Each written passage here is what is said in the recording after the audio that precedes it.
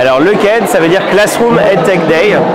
C'est un événement qu'on a décidé d'organiser il y a 5 ans pour rassembler les profs, les professeurs des écoles, même qui est notre cible, notre première cible, afin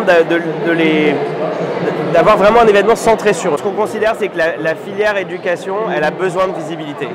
Aujourd'hui, on est plusieurs à y contribuer, Ludovia notamment, Educatech, le CED aujourd'hui, et il y a aussi des organisations comme EdTech France ou la FINEF qui contribuent à donner de la visibilité à la filière. Et voilà, on a besoin de se serrer les coudes parce que ce n'est pas une filière simple, l'éducation, et elle a besoin de visibilité. On n'a pas le sex appeal, je dirais, des fintech ou des sociétés qui travaillent sur les assurances, la finance, ce qui est tout de suite très lucratif. L'éducation, il y a moins de sous, alors c'est moins sexy. Donc il faut aider et contribuer à donner de la visibilité. L'idée de la journée, c'est pas de parler de nous toute la journée. On ouvre l'événement où on présente nos nouveautés, on communique une fois par an pour annoncer des choses. Ça dure 30 minutes. Et après, tout le reste de la journée, en réalité, est vraiment centré sur des ateliers qui sont organisés par des profs, sur leurs usages du numérique en classe, ce qu'ils font, ce qu'ils veulent transmettre, partager. Donc c'est vraiment un moment d'échange. Et il y a aussi des partenaires, des éditeurs, d'autres jeunes entreprises dans l'éducation qui viennent pour présenter ce qu'ils font et les mettre un peu à l'épreuve des balles en quelque sorte, en parlant avec les profs, présentant leurs innovations pour voir un petit peu les réactions. Alors moi je suis ultra habituée puisque je viens au CED depuis le début.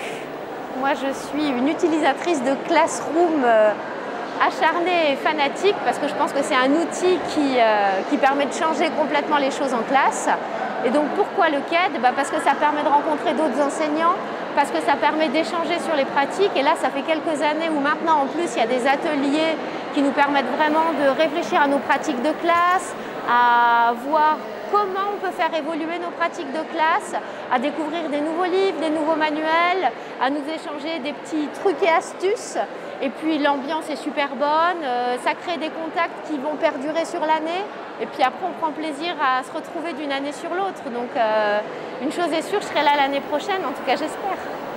Et aussi, je pense qu'il y a dans ce métier une vraie vocation. Je pense que les professeurs sont particulièrement, plus que dans d'autres métiers, des gens qui sont vraiment dévoués à leur métier, au point de se dire, juste après la fin de l'année scolaire, je vais aller encore parler d'éducation sur un jour de vacances. Et ça, je pense que c'est, voilà, il faut le souligner parce que c'est assez exceptionnel. En fait, on a évolué progressivement. Au début, Classly, c'était une classe du premier degré, donc de la petite section de maternelle au CM2. Et c'était il y a 7 ans.